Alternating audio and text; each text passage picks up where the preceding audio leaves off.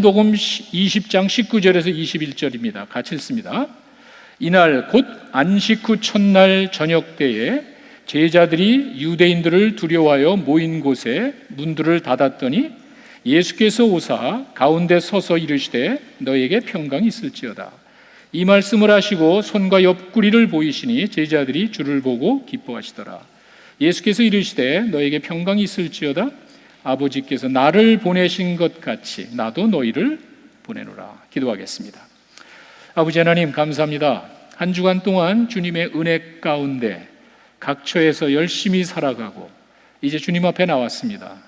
내가 알지 못해서 그렇지 세상에 우연은 없습니다. 내가 인정하지 않아서 그렇지 하나님이 함께 하셨습니다. 저희는 그걸 깨닫고 이렇게 아버지 하나님 앞에 나와서 감사로 예배드립니다. 사랑하는 자녀들이 예배를 받으시고 이제 말씀 하나님을 통하여 하나님의 음성 듣고 하나님의 뜻을 가슴에 품고 돌아가는 귀한 시간 되게 하여 주시옵소서. 예수님의 이름으로 기도했습니다. 아멘.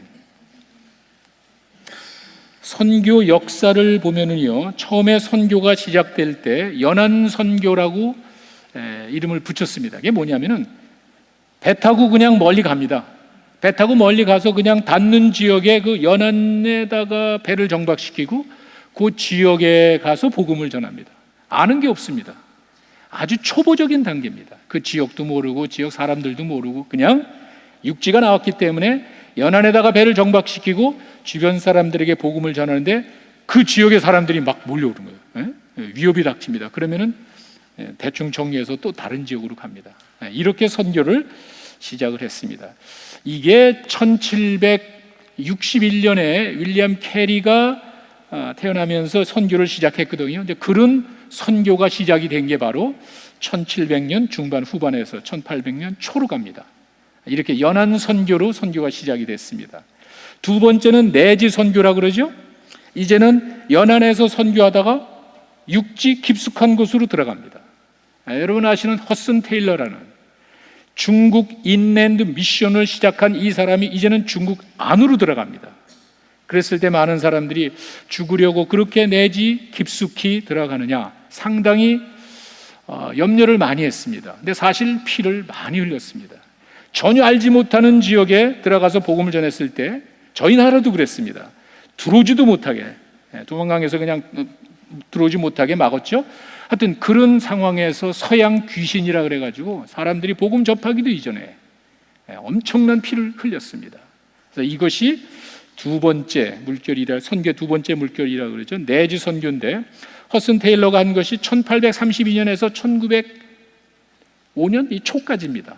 이때를 저희가 내지 선교 시대로 봅니다. 세 번째는요, 종족이라 종족, 피플 그룹이라 그러고요. 그다음에 부족이라 그러죠. 트라이브. 트라이브라는 것은 언어로 구분을 하는 것이고요.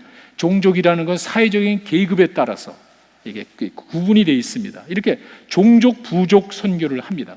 미전도 종족이 아직도 많습니다. 저희 남침내 교회 핵심 사역이 아직도 복음이 들어가지 않은 그 지역을 맞춰서 각종 데이터와 필요한 것들을 준비해서 복음을 들어보지 못하고 선교사님이 한 번도 들어가지 않은 그런 지역에 맞춰서 선교를 합니다. 이게 세 번째 선교 시대입니다. 지금은요, 네 번째 선교의 제4물결이라고 그러죠. 디아스포라 선교입니다. 무슨 말이냐면 사람들이 자기가 살고 있던 지역에서 큰 도시로 옮겨갑니다. 이건 도시와 흔히 전 세계적인 현상이라고 그러는데 이 도시와 도시 집중화가 되면서 큰 도시에 있는 그 지역으로 사람들이 몰립니다. 무슨 말이죠? 갈 필요가 없는 거예요. 이 지역에도 각 나라 사람들이 다 몰려옵니다. 특별한 나라와 특별한 지역에 집중되는 현상이 있지만 보편적으로 큰 도시 중심으로 사람들이 몰려옵니다. 그렇기 때문에 각 나라 사람들이 그 지역에 있어서 지금 여기서 외국 선교를 할 수 있는 그런 시대가 지금 제4의 선교 물결이라고 그러죠. 하여간 이렇게 저희가 연안 선교를 거쳐서 내지 선교를 하고 또 종족 선교를 하고 디아스포라의 선교를 하는 이유가 뭡니까? 뭐 이렇게 열심히 합니까? 뭐 이렇게까지 해야 됩니까? 우리가 뭐 선한 일 뭐 할 거 많은데 꼭 이렇게 해야 됩니까? 이런 질문을 하신다면은요, 이렇게 우리 그리스도인들이 선교에 집중하는 이유는 딱 하나입니다. 주님의 마음에서 나왔습니다. 적어도 제대로 된 의식을 가지고 신앙생활 하시는 분들이라면요, 내 믿음의 대상입니다. 그분이 나를 구해주셨습니다. 내 삶의 주인이 되십니다. 다른 말로 할까요? 교주가 여러분 신앙의 대상이 원하는 가장 중요한 사역입니다. 가능한 모든 사람에게 이 좋은 소식을 좀 전해라. 그런 마음이 우리에게 있기 때문에 저희가 선교에 열심을 다합니다. 근데 한 가지 여러분들에게 좀 확인하고 싶은 게, 지상명령하면은 마태복음이죠. 마태복음 28장에 16절에 가시면은요, 예수님께서 제자들에게 이야기하시기 전에 그 지역이 마태복음 28장 16절에 갈릴리라고 되어 있습니다. 예수님이 갈릴리로 오라 그런 다음에 예수님이 그 갈릴리에서 제자들을 만나서 너희는 가서 모든 족속에게 복음 전하라, 그렇게 이야기하셨어요. 그러니까 여러분이 잘 아시는 지상명령은요, 예수님이 마태복음에 나오는 갈릴리에서 하신 것이에요. 저는 오늘 여러분들에게 그 얘기하는 게 아닙니다. 며칠 지나고, 부활하시는 며칠 지나고 난 다음에 갈릴리 가시기 전에 예루살렘에서 예수님이 제자들을 개인적으로 만나셨어요. 그 이야기를 여러분들에게 해드리려고 합니다.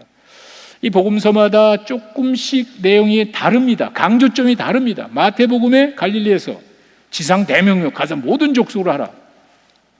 마가복음, 누가복음도 비슷합니다. 요한복음은요, 20-30년 지난 다음에 기록이 됐다고 그랬죠. 신약 성경의 거의 마지막에 기록된 책이에요. 요한이 가만히 생각하니까 마태, 마가, 누가복음에 나와 있지 않은 중요한 것을 전하고 싶어서 사람들이 예수님에 대해서 다 알고, 뭐 서신서가, 바울 서신 다 기록이 돼서 사람들이 알고 있는데, 나중에 요한이 요한복음서를 쓰면서 이걸 추가했습니다. 무슨 말이죠? 예수님이 개인적으로 그의 제자들을 만나신 사건을 요한복음에다 기록했습니다. 예루살렘이에요. 갈릴리가 아니에요. 그 내용을 여러분 한번 보겠습니다. 요한복음 20장에 가시면은요, 그 내용이 제가 오늘 본문에 읽은 그 내용 전반적으로 나와 있습니다. 요한복음 20장 1절 처음서부터 보시면은요, 이렇게 시작이 됩니다. 안식 후 첫날 새벽에. 여러분 잘 아시는 내용이죠. 이 마리아가, 막달라 마리아가 안식 후 첫날 제일 먼저 새벽에 가가지고 무덤을 보니까 무덤 문이 열려 있었습니다. 깜짝 놀랐어요. 그 여인의 순수한 마음, 어떻게 된 거지? 그 주님 사랑하는 마음으로 향품을 가지고 갔는데 이거 어떻게 된 거지? 놀랐습니다. 어떻게 했죠? 2절로 가니까 베드로와 요한에게 가서 이야기합니다. 아이고, 내가 새벽에 가보니까 예수님 무덤이 열려 있어요. 깜짝 놀라가지고 이 베드로와 요한에게 가서 이야기를 하니까 무슨 소리야? 베드로와 요한이 막 깜짝 놀라가지고 3절에서부터 8절의 그 내용은요, 그 베드로와 요한이, 그러니까 여자가 가서 확인한 것이 아니라 이제는 믿을 만한 제자 가운데 베드로와 요한이 직접 가서 확인했습니다. 뭘 확인했습니까? 빈 무덤을 확인한 거예요. 무덤이 정말 비어 있더라고요. 세마포가 옆에 떠 있더라고요. 이거는요, 제가 지난 부활주일에 잠깐 여러분들에게 말씀드렸는데, 종교적인 상당한 의미가 있습니다. 제가 작년에 그 회교 그 지역에 이렇게 선교 사무엘 선교사님이 가면서 본 것이, 지역마다 굉장히 큰 사원이 있습니다. 사원 같은 게 있는데 그것이 뭐냐면은 무덤이에요. 그 지역의 교주, 대표자였던 그 사람이 영향력이 얼마나 크냐에 따라서 무덤 사이즈가 달라요. 그리고 거기다 이름 하나 붙이려고 하는데 돈이 뭐 엄청나게 헌금을 해야 그 무덤 옆에다가 자기 이름이 올라갑니다.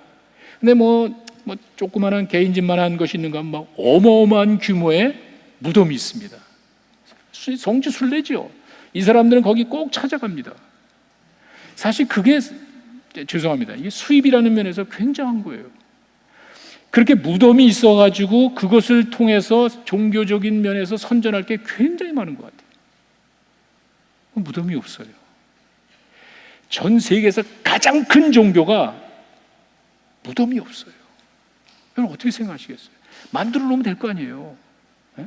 저는 어렸을 때 국민학교 다니면서 모르겠어, 뭐 어디 간 기억이 몇 군데 다니는데 그 중에 제일 많이 국민학교 때 소풍으로 간 게 어딘지 아세요? 여기 다 아실 거예요. 동군웅이에요.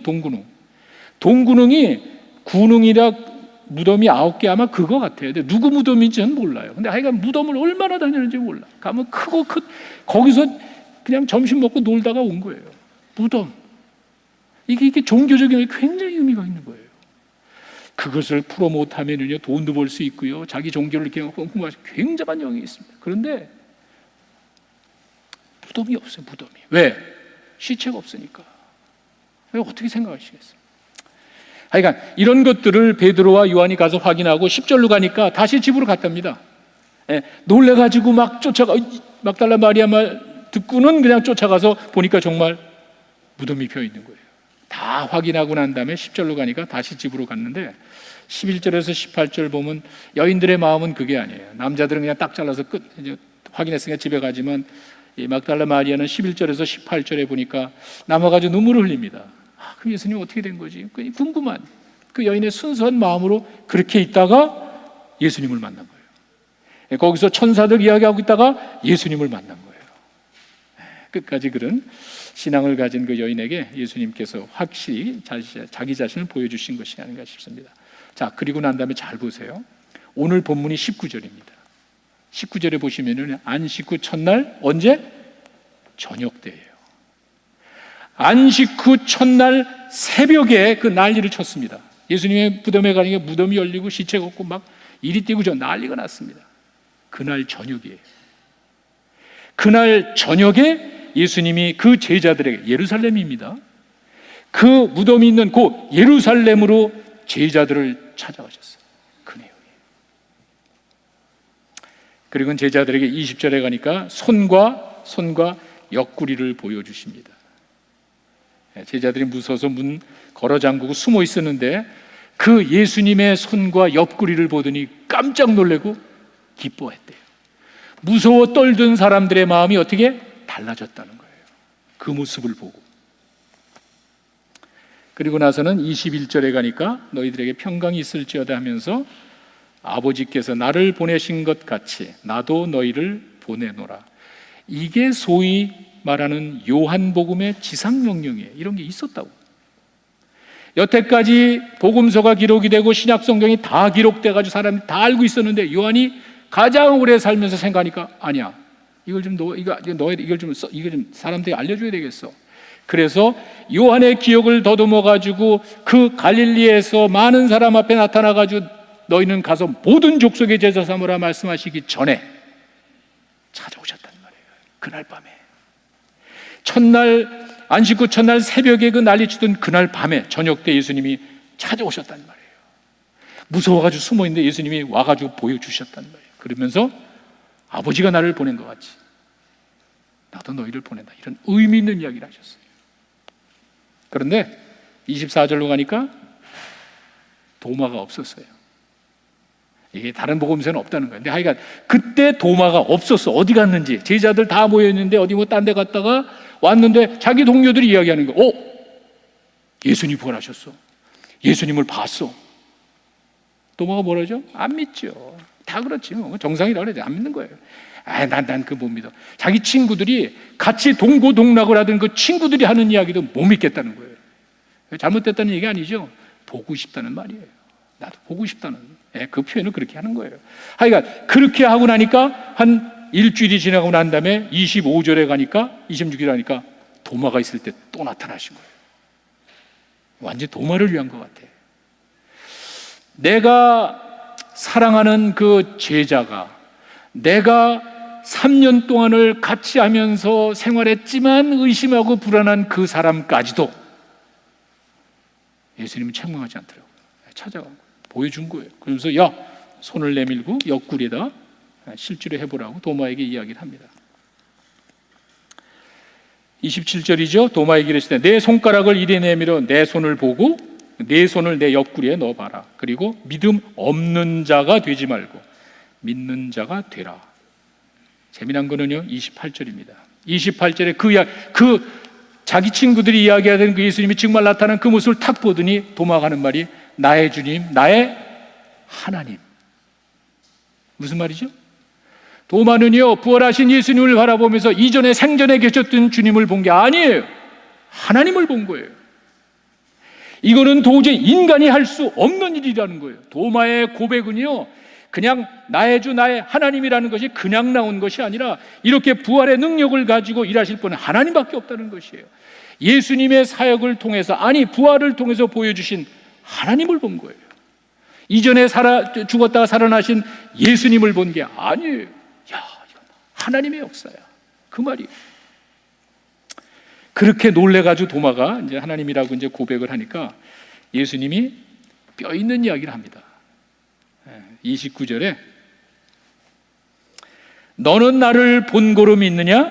보지 못하고 믿는 자들은 복이 있다. 이렇게 이야기를 합니다. 여러분, 보고 믿는다는 것이 뭐죠?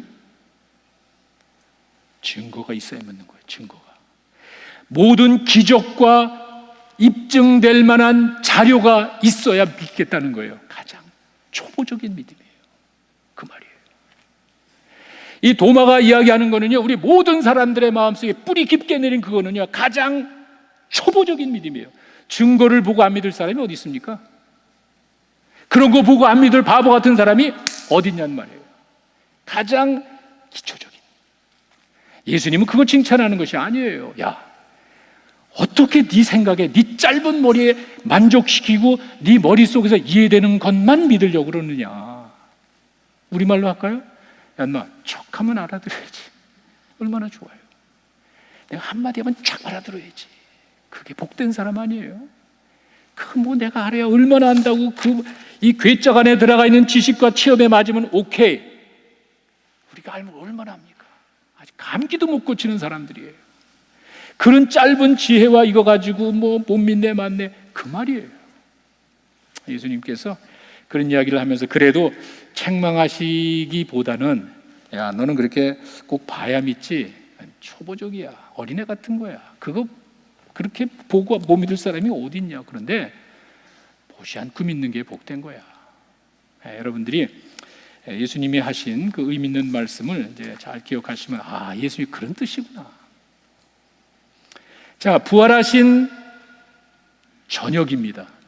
새벽에 없어져 가지고 난리 쳤는데 며칠 지나서 갈릴리에서 만난 것이 아니라 갈릴리에서 만나 가지고 고기도 잡게 해주시고 조반도 차리고 야 생선 하나 줘 이게 아니라 그날 저녁에 제자들에게 하신 거예요. 무슨 얘기 하셨는지 아세요? 아버지가 나를 보낸 것 같이 나도 너를 보내. 그 얘기하기 위해서 한 거예요. 참 상당히 의미 있는 그런 이야기입니다. 그래서 저는 우리를 보내시는 그 주님의 마음이 무엇인가. 먼저는요, 20절에 이제 가시면은 20절에 있는 20에 나와 있는 이 말씀을 다시 한번 제가 거기에 맞춰서 보면은요, 이 말씀을 하시고 손과 옆구리를 보이시니 제자들이 주를 보고 기뻐하더라. 이렇게 돼 있는데 아까 제가 말씀드렸죠. 이 사람들은 유대인들이 무서워서 숨어가지고 문을 걸어 잠기고 있었습니다. 그 사람들에게 하고 싶은 얘기 많았을 거예요. 예수님이 그 제자들 만나가지고 이마 아이 톨죠 내가 얘기한다 그래 별 얘기 많을 거예요. 그런데 아무 얘기 안 하시고 손과 옆구리 뭐죠? 죽음의 흔적을 보여주시는 거예요. 그리고 난 다음에 이야기를 하시는 거예요. 그래서 저는 여기서 뭘 보냐면은 우리를 보내시는 주님의 마음, 이거 첫 번째는요, 우리는 보고 들은 것을 전하면 돼요. 그 말인 것 같아요. 보고 들은 거. 뭐 다른 대단한 것을 요구하시는 것이 아니에요. 보여주셨잖아요. 실제로 못 박힌 손과 이 찔린 이 몸을 그냥 보여주시잖아요. 다른 거 요구하지 않았잖아요. 아무것도 무슨 뭐 얘기하신 것이 없이 단순히 그냥 보여주십니다. 그러니까 제자들이 기뻐했어요. 두려워 떨던 제자들이 놀래가지고 와, 그거 가지고 나가면 되는 거예요. 무슨 뭐 대단한 뭐 여러분이 그게 아니에요. 여러분이 뭐 또 뛰어난 지식과 이거 가지고 나가는 게 아니에요. 맞잖아. 내 삶 속에 분명히 체험되어진 것을 가지고 나가는 보고 들은 것 가지고 나가면 되는 거예요. 이것이 예수님께서 제자들에게 이야기하십니다. 이 부활의 역사 제가 여러분 말씀드렸죠. 정말 신기해요. 그러니까 놀라운 체험을 해서 나가면 돼. 그리고 난 다음에 예수님께서 내가 너희들을 보내노라 이제 그렇게 이야기를 합니다. 그런데 사도행전 4장 19절 20절에 가면은요, 제자들이 아니 베드로와 요한이 정확하게 이야기를 해요. 그 이제 유대 지도자들이 말씀 전하지 못하게 이야기하니까 베드로와 요한이 대답하여 이르되 하나님 앞에서 너희 말을 듣는 것이 하나님 말씀을 듣는 것보다 옳은가 판단해봐라. 그러면서 뼈 있는 이야기를 하죠. 우리가 보고 들은 것을 말하지 않을 수 없는 거야. 확신을 말하는 거예요. 여기 뭐 대단한 게 없잖아요. 무슨 뭐 특별한 게 없잖아요. 기본적으로는요, 우리가 나가서 증거할 때는요, 내가 보고 들은 거라는 말은 내 마음에 주어진 분명한 확신을 말하는 거예요. 내가 그와 같은 분명한 확신을 가지고 있을 때 하나님께서 그들과 역사하셔서 하나님의 놀라운 일들을 보여주시겠노라. 예수님이 이제 그 얘기를 하는 거예요. 보여주시잖아요. 확실하잖아요. 그런 사람이 나가면 돼. 증거의 삶이라는 것은 여러분이 나가서 무슨 논쟁이나 설득하는 게 아니에요. 그러니까 힘들어. 몇 명 전도하라 그러니까 이게 힘든 거예요. 내 머리 가지고 내 지혜 가지고 저 사람을 설득하려니까 이게 힘든 거예요. 설득하고 논쟁하려니까 이게 힘든 거예요. 아니에요. 하나님이 하시는 거예요. 여러분들 보고 들은 것을 전할 때 그 가운데 하나님이 역사하실 줄로 믿습니다. 그것이 전도예요. 그 증거예요. 그렇게 생각하시면 되는 거예요. 편한 거야. 우리에게 그렇게 어려운 거 요구하시는, 여러분이 할 수 없는 것을 요구하시는 아니란 말이에요. 편합니다. 분명한 확신을 가지고 나아가는 그 사람들을 통해서 하나님이 역사하시겠다는 이제 그런 말씀입니다. 근데 이게 세상이 많이 바뀌잖아요. 과거에 그냥 뭐 예수 천당에도 귀가 번쩍하던 시대가 아니잖아요. 이제는 뭐 모든 학문과 뭐 의학과 과학과 이 모든 것 종교들이 너무 많잖아요. 사람들이 혼란하잖아요. 이런 것을 더 효과적으로 하기 위해서 전문적인 훈련이 필요한 거예요. 내 마음에 분명한 확신이 주어지면, 내가 보고 들은 것이 있으면은요, 그 다음에 나가면 돼. 그런데 나갈 때 내가 나가서 증거하는 그 환경에 따라서 여러분이 훈련 받으셔야 돼요. 제가 얼마 전에 오래전에 얘기하신 것 같아요. 테네시에서 목회할 때 그 집사님이 머리 미용사 하시는 분인데 참 뭐 전도 많이 하세요. 근데 이분은 한 두 마디면 끝나. 뭐 머리 깎으러 왔으니까 꼼짝 못 하잖아요. 그냥 앉아 있잖아. 여기 앉아 있으니까 교회, 이 사람 말하는 것 예스 답밖에 못 해. 교회 나가요, 안 나가요? 그러니까 교회 나가세요. 나갈 거 안 나갈 거예요. 그러면서 교회를 왜 나가야 되는지 설명을 못 해. 교회를 가는 것이 좋다는, 예수 믿으세요. 교회 나가세요. 참 좋아요. 그 다음이 없어. 그 다음이. 이 사람은 확신은 있고 뭔가 있는 것 같은데 뭘 어떻게 하라는 그 말이 없는 거야. 그러니까 이건 뭘 말하냐면요, 이 사람 훈련이 안 됐어. 마음이 뜨거운 건 있는 것 같은데, 그러면 사람들이, 그럼 집사님, 저도 뭐 옛날 교회 다니는데 집사님 뭐가 좋으세요? 어느 교회 나가세요? 그럼 뭐가 좋은 것 같아요? 왜 예수 믿어야 돼? 정말 이런 질문에 나왔을 때 답을 못 해요. 이분은. 왜? 훈련이 없는 거예요. 저희가 이번에 그 카이로스 훈련을 하는 이유도 그 중에 하나입니다. 분명히 여러분의 마음속에 확신이 있고요, 여러분 마음속에 정말 주님 사랑하는 그 기본적인 것이 되어 있다면 그 가운데 우리가 어떻게 증거해야 될 건가는 훈련하는 거예요. 그랬을 때 다양한 환경에서 하나님께서 여러분들에게 주신 말씀을 사용하셔서, 성령께서 말씀을 생각나게 해주신다 그랬으니까 여러분이 훈련받는 그 과정을 생각나게 해서 여러분을 통해 하나님이 역사하실 줄로 믿습니다. 신비로운 게 아니에요. 성령이 와가지고 뭐 이상한 게 하는 게 아니에요. 예수님이 말씀하셨잖아요. 그들이 나가서 복음 전할 때 지난번에 있었던 모든 그 힘든 복잡한 그 일들의 말씀을 입증해주고 말씀을 생각나게 해준다고 예수님이 성령의 역할을 이야기하셨잖아요. 근데 들은 게 없어. 아는 게 없어. 어떻게 하나님이 역사하시냔 말이에요. 여러분이 평소에 말씀을 대하고 그냥 지나가더래, 일로 들어 일로 나가는 분 많다. 괜찮아요. 그냥 괜찮아요. 하여튼 이렇게 해서라도 계속 하나님의 말씀을 가슴에 품으면은 성령께서 언젠가 필요할 때 그 말씀을 생각나게 해 주실 줄로 믿습니다. 그런 마음을 가지고 우리가 준비를 하면 됩니다. 또 한 가지는요, 우리를 보내시는 주님의 마음 가운데는요, 복음 증거는 자원해서 스스로 하는 것 같아요. 그 다음 절입니다. 21절에 보시면은요, 그냥 나가라, 내가 너를 보낸다라고 하지 않고 아버지께서 나를 보낸 것 같이라는 토를 달았어요. 다른 데 이게 없단 말이에요. 요한은요, 개인적으로 제자들을 만나서 이야기할 때 예수님이 분명히 이야기했습니다. 아버지가 나를 보낸 것 같이 나도 너를 보낸다. 무슨 말이죠? 아버지 하나님이 예수님에게 너 무조건 강조해가지고 이 땅에 오셨나요? 인간을 구원하기 위한 그 좋은 계획이 강압적으로 이루어졌나요? 아니죠.